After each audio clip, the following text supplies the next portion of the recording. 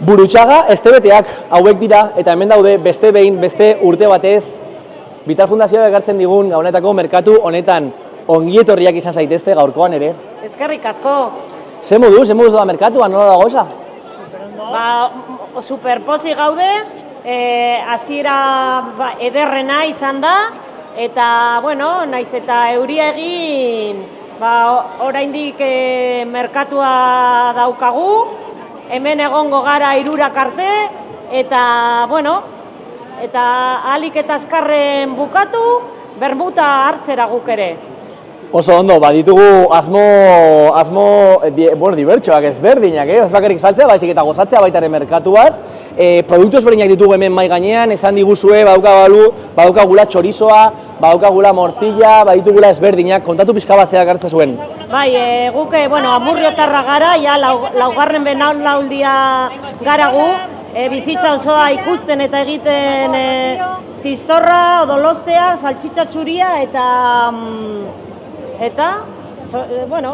estebeteak, etxeko estebeteak, eta, bira mama hasi zen, gero amama, aita, ama, osabak, izekok, eta, familia osoa implikatuta egonda honetan, eta hori, hilabeteko lehenengo larun bata, Brullerias plazan gaude, oso pozik, ja 15 urte daramagu Brulleriasian plazan, eta, hemen etorri gara hori, despensa betetzeko, no? Ze hori da Gabonetako merkatuako asmoa, no?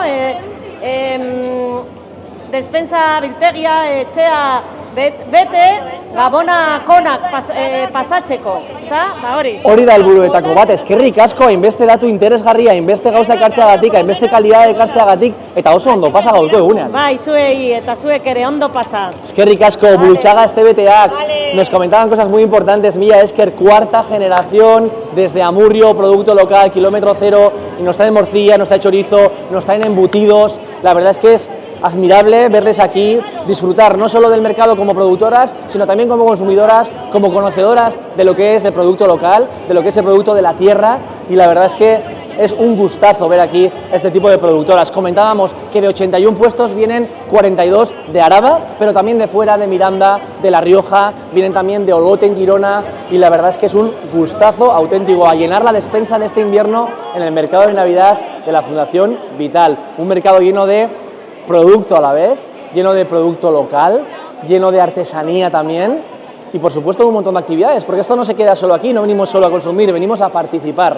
y esto nos lo trae Fundación Vital. Vital Fundazioaren Gabonetako merkatua urtea isten, eguberri on guztioi, seguimos disfrutando a pesar de la lluvia, aquí no nos para nadie.